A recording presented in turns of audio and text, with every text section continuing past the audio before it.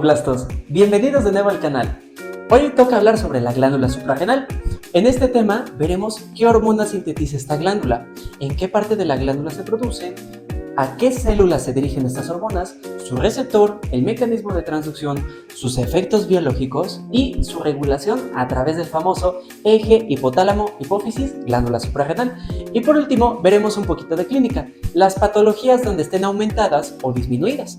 Por ejemplo, síndrome de Cushing, enfermedad de Addison, síndrome de Cohn y feocromocitoma. Entonces, empecemos. Empecemos hablando sobre las generalidades de la glándula suprarrenal. Tenemos los seres humanos y están ubicadas en la parte más superior de cada uno de los riñones. Cada glándula suprarrenal tiene un peso de 4 gramos. Son muy chiquitas, pero tienen una gran importancia fisiológica, ya que sin ellas no podríamos estar vivos. Y ahora, si hacemos un corte de esta glándula y vemos el contenido, nos vamos a dar cuenta que tiene dos porciones, una más externa que se llama corteza y una interna que se llama médula. Y ahora, la corteza se divide en 3 regiones celulares y para que nos acordemos de cada una de ellas, les voy a dar una mnemotecnia. Jefa, rápido. G es de zona glomerular, Fa es de zona fascicular y R es de zona reticular. Estoy seguro que con ello nunca se les va a olvidar. Y ahora, si seguimos ampliando estos segmentos a nivel celular, vamos a tener que la zona glomerular sintetiza los mineralocorticoides. El mineralocorticoide humano es la aldosterona y se encarga de reabsorber el sodio y el agua y de excretar el potasio a nivel de los túbulos renales. Por lo tanto, la aldosterona regula la presión arterial. En la zona fascicular vamos a sintetizar glucocorticoides. El más importante en el humano es el cortisol y es más que un regulador de la glucemia. Tiene que ver con el metabolismo de proteínas, de lípidos y una función inmunológica que veremos cuando lleguemos a este apartado. Luego, en la zona reticular sintetizamos andrógenos. Estas hormonas tienen que ver con las diferencias de las características sexuales masculinas y femeninas. Las más importantes que secreta esta corteza es la dehidroepiandrosterona y la androstenediona. Estas van a generar la testosterona y la progesterona, que son las hormonas sexuales masculinas y femeninas, respectivamente.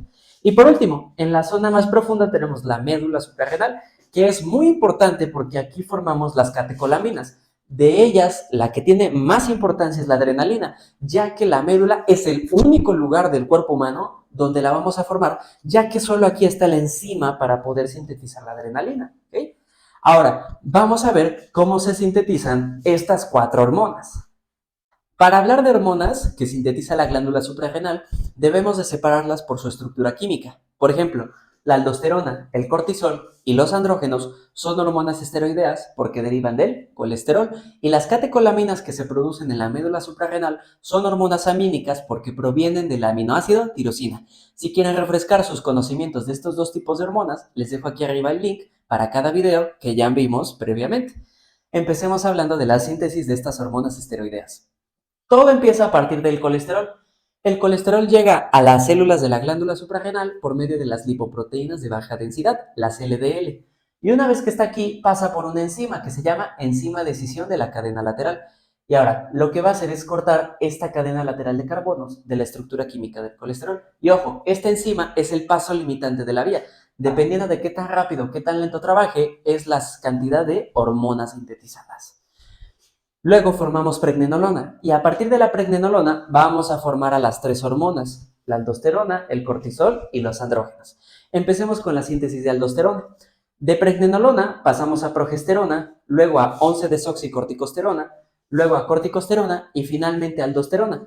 Y entre cada molécula se usa una enzima, que es una proteína que va a cambiar la estructura química de la molécula previa. Aquí en naranja se pueden observar los cambios que se hacen a nivel atómico para convertir de molécula a molécula hasta llegar al aldosterona.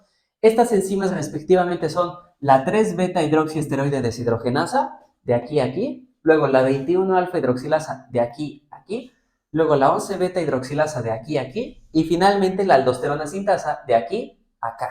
Y ahora, pongan atención porque esto es importante para entender la síntesis. Dependiendo la zona de la corteza suprarrenal, es la presencia de enzimas que nos van a originar a la molécula que se produce ahí. Por ejemplo, ¿por qué en la zona glomerular solo se produce aldosterona y no cortisol y andrógenos? Esto es porque en la zona glomerular solo tenemos a la aldosterona sintasa que nos genera aldosterona y por ello no se genera en otras zonas la aldosterona. Ahora, vamos a ver la síntesis de cortisol, que está aquí.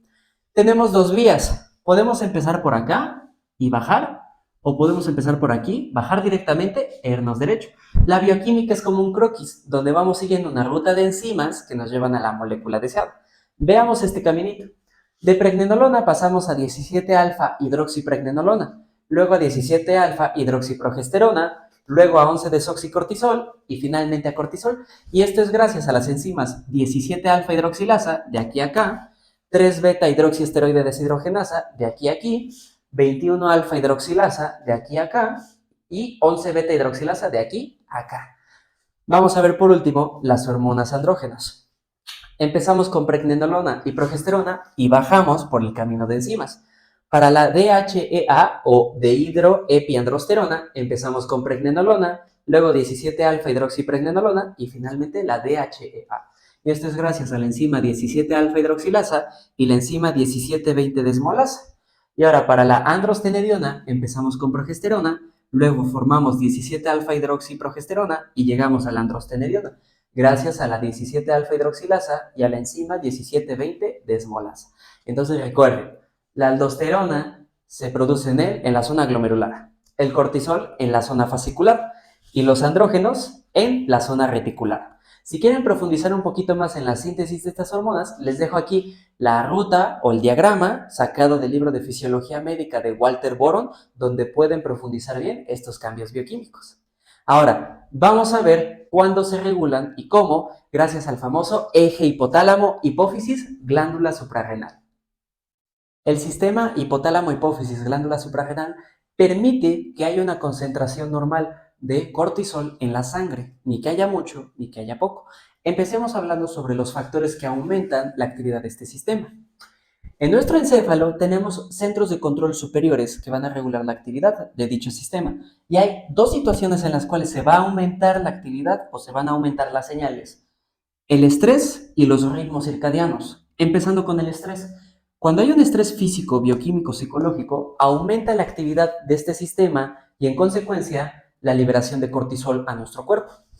Y en los ritmos circadianos, es decir, a lo largo del día, también está trabajando este eje, pero no es la misma secreción que tenemos de cortisol y de corticotropina en las mañanas que en las noches. Aquí tenemos una gráfica donde podemos ver que el pico de secreción máxima de la corticotropina y del cortisol es en la mañana. Y tiene sentido porque pasamos de un estado de relajación a uno de alerta. ¿Ok? Y ahora, ya una vez que sabemos qué estímulos inician este sistema, vamos a ver el sistema como tal. Aumenta la actividad del sistema a partir del hipotálamo. Entonces, el núcleo paraventricular del hipotálamo secreta la CRH, la hormona estimulante de corticotropina.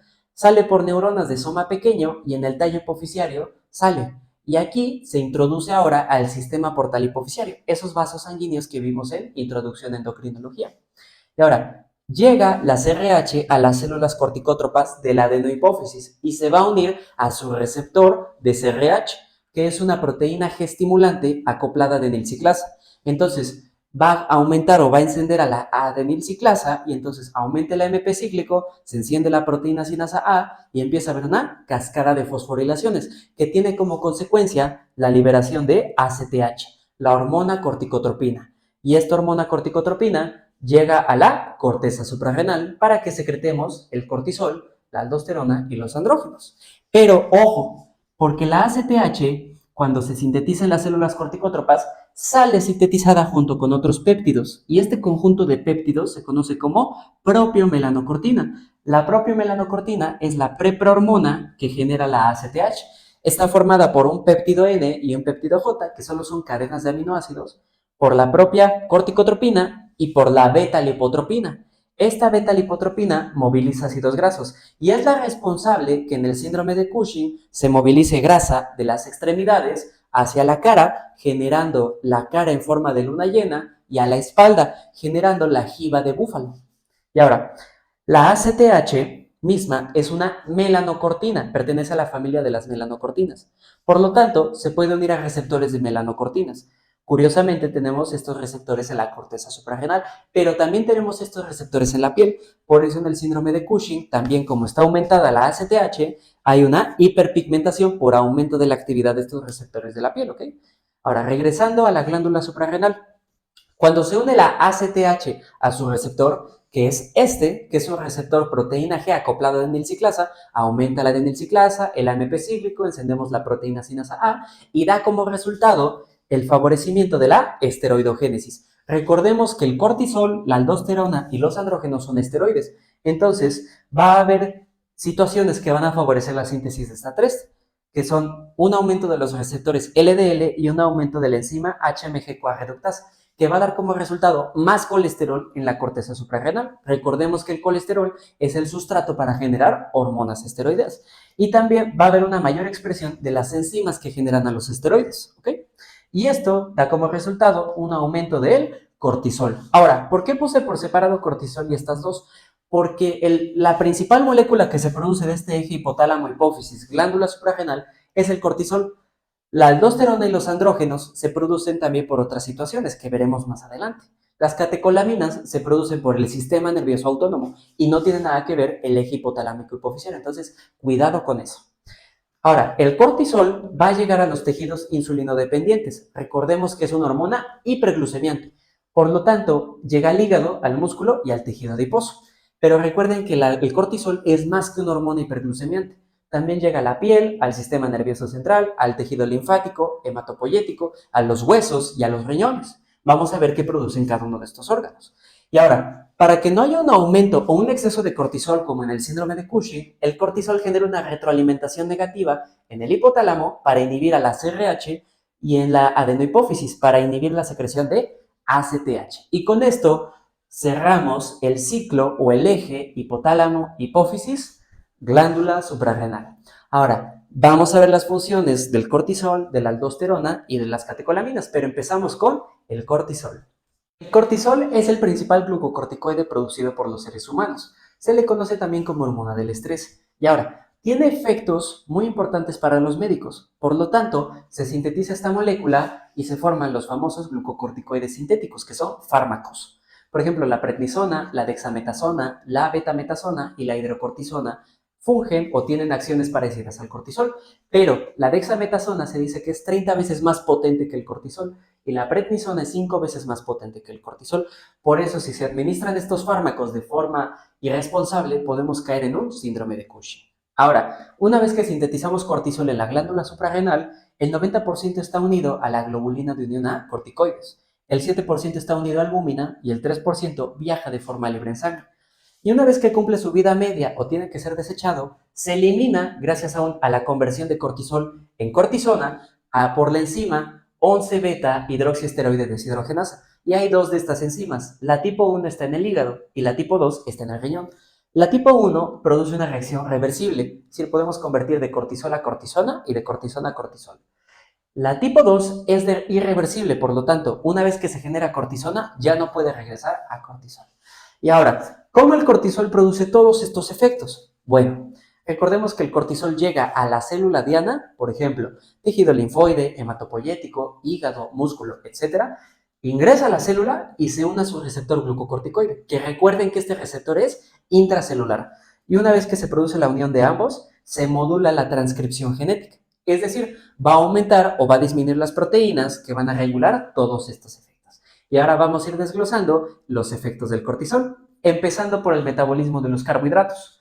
El cortisol va a favorecer la gluconeogénesis hepática, va a aumentar la expresión de las enzimas de esta vía metabólica y va a haber una menor captación de glucosa en el músculo. Se piensa que no hay captación debido a que el cortisol inhibe la translocación de estos transportadores GLUT4 en la membrana de los músculos.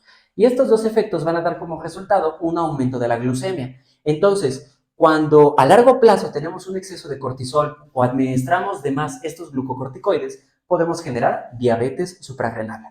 Ahora, en cuanto al metabolismo de las proteínas, el cortisol favorece la proteólisis muscular y celular, es decir, que capta aminoácidos de tejidos y los usa como sustrato en el hígado para la gluconeogénesis. Lo mismo pasa con los lípidos. Aumenta la lipólisis del tejido graso y moviliza estos ácidos grasos al hígado para que sirvan como sustrato para la gluconeogénesis. Pero cuidado, porque esta movilización de ácidos grasos es la responsable de que en el síndrome de Cushing tengamos obesidad en el tórax y en la cara, conocida como cara en luna llena y jiba en forma de búfalo.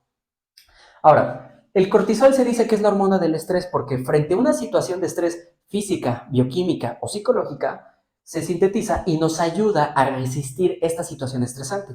Aquí hay una gráfica recuperada del libro de Fisiología Médica de Guyton, donde se realiza un experimento en el cual a una rata se le fracturan los huesos de las patas y se mide en cuánto tiempo aumenta la concentración de cortisol y corticotropina en sangre. El resultado, a los 4 o 6 minutos tras el traumatismo, hay una triplicación del cortisol en sangre. Y esto puede recrearse, por ejemplo, en una infección, en la ansiedad, en una situación de estrés, en el ejercicio. Todo esto puede favorecer el cortisol para soportar este estrés. Ahora, el cortisol también tiene que ver con acciones inmunológicas. Bloquea la inflamación. Recordemos que la inflamación es un proceso por el cual el sistema inmunológico ayuda a reparar o a mediar la situación de daño en un tejido o en células. Por ejemplo, si yo ahorita me caigo y me lastimo la rodilla, se va a empezar a inflamar. Esta inflamación a nivel celular se traduce en que llegan leucocitos y plasma a esa zona y por eso se hincha y genera los signos de la inflamación, que son el edema, el calor, el eritema o enrojecimiento, el dolor y la pérdida de la funcionalidad. Entonces, el cortisol bloquea la inflamación gracias a que inhibe lisosomas. Los lisosomas son organelos celulares que sintetizan moléculas radiactivas o oxidorreductoras que pueden favorecer la inflamación. Asimismo, bloquea la diapéresis, es decir, la migración de los leucocitos de la sangre al tejido dañado. Y también disminuye la población de linfocitos T de esa zona y del tejido linfático. En resultado, genera un efecto antiinflamatorio. Por eso también se usan los glucocorticoides como antiinflamatorios, cuando la inflamación es más dañina que benéfica para el paciente. ¿Okay? Ahora, también acelera la cicatrización y esto es gracias a que como hay más glucosa, aminoácidos y ácidos grasos en sangre, también pueden ser movilizados a esta zona dañada para que la célula tenga sustratos para repararse más rápido. Ahora, en las alergias, el cortisol puede protegernos de la anafilaxia. La anafilaxia es una reacción de hipersensibilidad. Por ejemplo, personas que sean alérgicas a la crema de maní, al polen o a un fármaco, cuando están en contacto con esta molécula, su sistema inmunológico piensa que está en un gran peligro y desencadena una respuesta tan grave que puede llevar a la muerte. Entonces, el cortisol y los glucocorticoides se usan para bloquear este shock anafiláctico. Y esto es a través de la disminución de eosinófilos y por lo tanto de inmunoglobulinas E que tienen que ver con la hipersensibilidad. Ahora, también atrofia el tejido linfático. Esto genera un efecto inmunosupresor. Por eso los glucocorticoides como la prednisona se le dan a pacientes trasplantados. Recordemos que un trasplante o el hecho de meter un órgano ajeno hace que el sistema inmunológico lo identifique como algo que no es del huésped y lo ataca. Entonces, al usar un glucocorticoide, inmunosuprimimos a nuestro cuerpo y evitamos que rechace al trasplante. Ahora, en el hueso, el cortisol disminuye la captación de calcio y también disminuye la actividad de los osteoblastos. Por lo tanto, el exceso de cortisol puede generar osteoporosis. En conclusión, si nosotros entendemos todos estos efectos del cortisol, podemos entender por qué le pasa lo que le pasa a los pacientes que sufren síndrome de Cushing. Ahora vamos a ver a la aldosterona. La aldosterona es el principal mineralocorticoide del cuerpo humano y esta, recuerden que puede ser activada y secretada por la corticotropina, pero es mayor la cantidad producida por la angiotensina 2 y por la concentración plasmática de potasio. Ahora, ahorita vamos a ver de dónde viene la angiotensina 2. La aldosterona, una vez que se secreta en circulación, el 37% viaja libre, el 21% unido a la globulina de unión a corticoides y el 42% unido a albúmina. Va a llegar a células diana como corazón, cerebro, riñón e hígado, pero el más importante de ellos es el riñón, ya que en el riñón va a regular la reabsorción de sodio y de agua. Se va a unir la aldosterona a su receptor de mineralocorticoides y va a producir modulación de la transcripción del ADN, como el cortisol.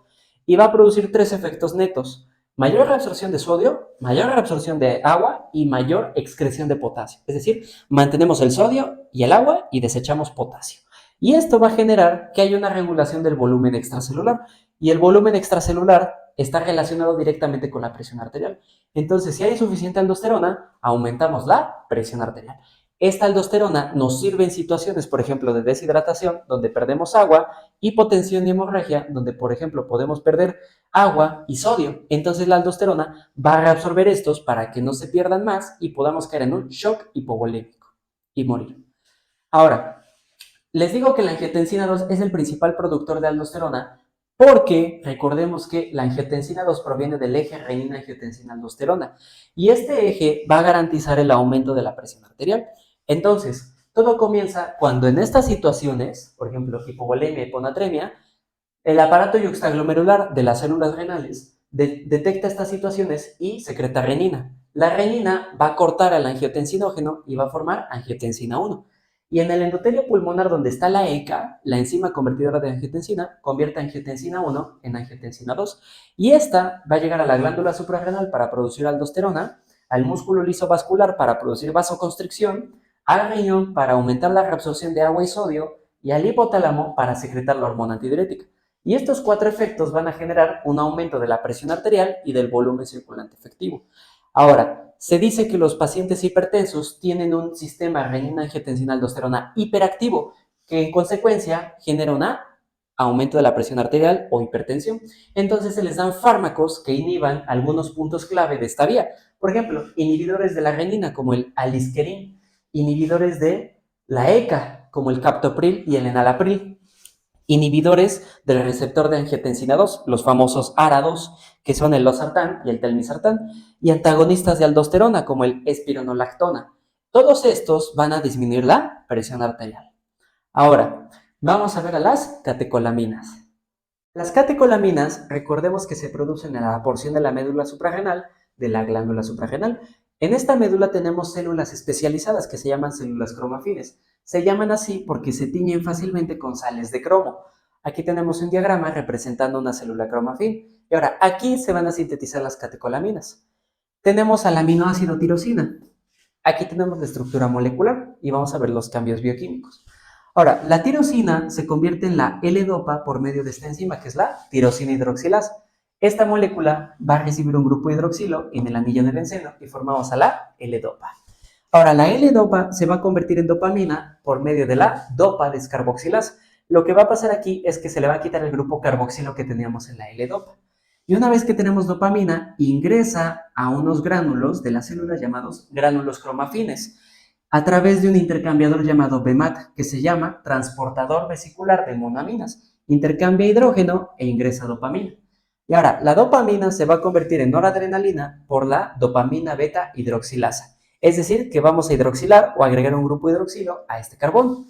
Y ahora, la noradrenalina se puede almacenar aquí en una proteína llamada cromogranina. Esta proteína tiene a las catecolaminas almacenadas hasta que llegue un estímulo del sistema nervioso autónomo y se libera la catecolamina. Este complejo también tiene calcio y ATP. Ahora, para sintetizar adrenalina, nosotros necesitamos otra enzima. Entonces sale la noradrenalina por el BMAT al citoplasma y en el citoplasma está la enzima fenil N-metiltransferasa, la cual le va a agregar un grupo metilo al nitrógeno y formamos a la adrenalina.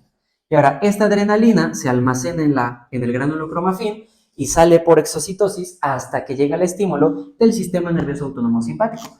Pero también se dice que la corticotropina puede intervenir en la secreción de las catecolaminas. Ahora, estas catecolaminas se unen a diferentes receptores que se llaman receptores adrenérgicos, que pueden ser alfa o beta, y cada uno de ellos tiene tipos y subtipos, y dependiendo la proporción de estos receptores en una célula, va a ser la respuesta que se va a formar. Por ejemplo, en el ejercicio, cuando nosotros gastamos glucosa, estos receptores lo que van a hacer es estimular al páncreas para que produzca glucagón y entonces saquemos glucosa del hígado y que llegue a los músculos para tener sustrato para seguir haciendo este ejercicio.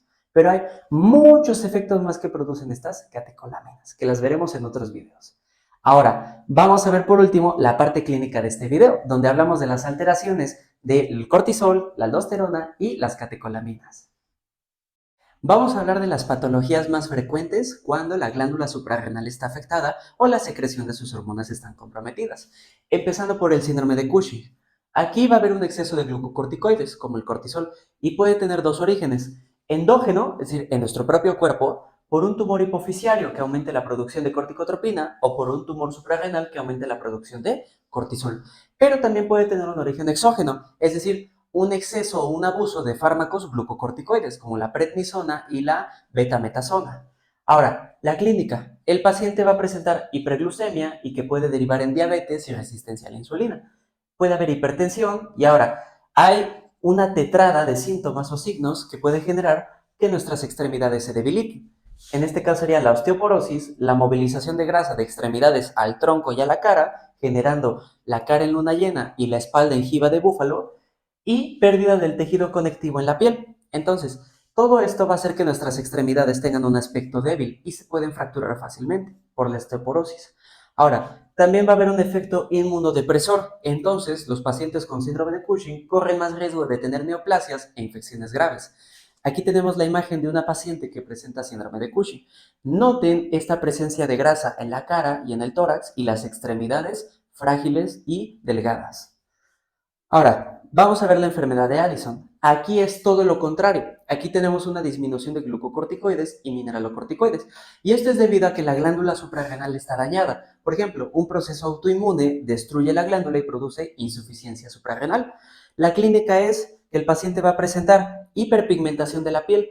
Y esto es debido a que como nuestro sistema hipotalámico hipofisiario detecta que hay baja cantidad de estas hormonas, aumenta la producción de propiomelanocortina y corticotropina. Y esta corticotropina va a llegar a receptores en la piel y va a estimular la pigmentación. Aquí tenemos otra imagen, pero ahora de un paciente que presenta enfermedad de Addison y noten esta hiperpigmentación de la piel. También se va a presentar hipotensión, hipoglucemia e hiponatremia. Recuerden que esto es debido a que no tenemos las acciones del cortisol y la aldosterona. Posteriormente, tenemos el hiperaldosteronismo o síndrome de Cohn. Aquí vamos a tener un adenoma o un tumor en la corteza suprarrenal que va a aumentar la producción de aldosterona, por eso se llama hiperaldosteronismo. Y ahora, se ha descubierto que en muestras o en exámenes de estos tejidos con adenoma hay mutaciones de los canales de potasio conocidos como ROMC, los canales de potasio rectificadores de entrada, y esto produce una elevación de la secreción de aldosterona. Y ya sabemos que la aldosterona regula la presión arterial a la alza. Entonces los pacientes presentan hipertensión, hipernatremia e hipocalemia. Ahora, vamos con el síndrome adrenogenital. En este síndrome tenemos también un tumor en la corteza suprarrenal, pero aquí se van a estimular o se van a secretar andrógenos sexuales. Y esto es muy característico en los niños. ¿Por qué? Porque en los niños, en pacientes pediátricos masculinos, por ejemplo, el que tenemos en esta imagen, va a producir que se maduren los genitales de forma precoz. Este niño tiene 4 años, pero si se dan cuenta, sus genitales son de un tamaño como si ya fuera de adulto. Y ahora, en las mujeres y en las niñas va a producirse una virilización de los genitales, es decir, el clítoris empieza a agrandarse como si fuera un pene pequeño. Y va a haber características masculinas, crecimiento de vello facial, aumento del vello en el cuerpo, ¿ok? Y ahora, tenemos el feocromocitoma. En el feocromocitoma vamos a tener una neoplasia, pero en el tejido medular suprarrenal, donde producimos las catecolaminas. Entonces van a estar aumentadas estas catecolaminas. Y la clínica es que el paciente va a presentar hipertensión paroxística, taquicardias, cefalea, ansiedad y sudoración intensa. La hipertensión y la taquicardia se explican debido a que las catecolaminas favorecen el reflejo simpático del sistema cardiovascular, es decir, vasoconstricción y aumento de la frecuencia cardíaca, así como el aumento de la contracción del corazón, ¿ok? Ahora, con todo esto hemos concluido el tema de glándula suprarrenal. Espero les haya gustado el video, que hayan aprendido bastante y que mejoren sus conocimientos como estudiantes de medicina. Recuerden que la clave del éxito es la constancia. Yo soy Enrique Pedrosa. Hasta pronto, Médico Blastos. Nos vemos en el próximo video.